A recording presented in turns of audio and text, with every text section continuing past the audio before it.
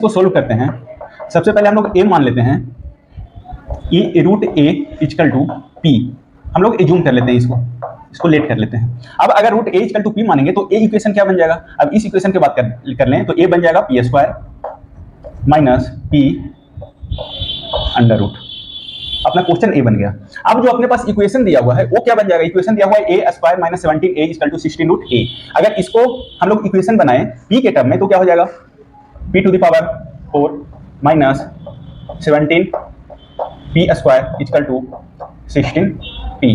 अगर इस 16 पी को लेफ्ट हैंड साइड लाएं तब क्या होगा, यहां से देखें तो हो जाएगा P to the power 4 minus 17 P square minus 16 P equal to 0। अगर यहां से हम लोग पी कॉमन लेते हैं तो क्या बच जाएगा P to the power 3 minus 17 P minus 16 equal to 0।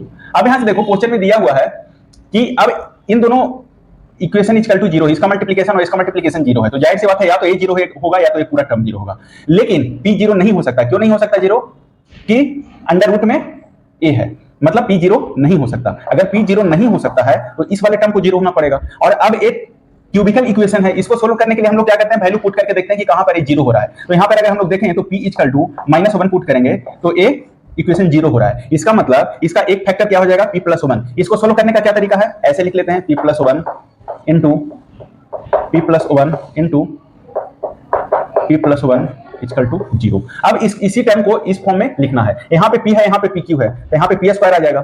तब ये p स्क्वायर p मिलकर pq बन जाएगा। साथ में एक p स्क्वायर एक्स्ट्रा आ गया, लेकिन p स्क्वायर हमें नहीं चाहिए तो यहाँ पे माइनस p से मल्टीप्लाई कर देते हैं, तो ये p स्क्वायर आए माइनस का p स्क्वायर कैंसिल हो गया। अब ये 1 से मल्टीप्लाई होगा तो बन जाएगा -p, लेकिन हमें चाहिए माइनस का 17p, तो यहाँ पे माइनस 16 से मल्टीप्लाई कर देते हैं, तो एक a माइनस p और एक यहाँ से माइनस 16p, दोनों मिलकर हो गया माइनस का 17p और ये माइनस का 16p हो गया। अब यहाँ से अगर p + 1 हम लोग कॉमन ले लेते हैं, p + 1 अगर कॉमन लेते हैं तो क्या बच जाएगा, अपने पास बच जाएगा p square minus p minus 16 equal to 0। अब देखो p + 1 या तो 0 होगा या तो ये पूरा टर्म 0 होगा या तो दोनों 0 होगा। अब p + 1 0 नहीं हो सकता। क्यों? क्योंकि p इक्वल टू क्या दिया हुआ है, रूट a, तो p never equal to -1। Never equal to मतलब p का वैल्यू कभी नेगेटिव हो ही नहीं सकता है, क्योंकि a अंडर रूट में root a equal to p है। अब ये नेगेटिव नहीं हो सकता है तो इस वाले टर्म को 0 होना पड़ेगा। अब यहां से देखें, अगर 16 को राइट हैंड साइड ले जाएं तो क्या हो जाएगा, p square minus p equal to 16। हमें पूछा है किसका वैल्यू, देखो जब हम लोग p माने थे root a equal to p, तो हमें किसका वैल्यू निकालना था, p स्क्वायर माइनस 1 का। अब यहां से देखो कि p स्क्वायर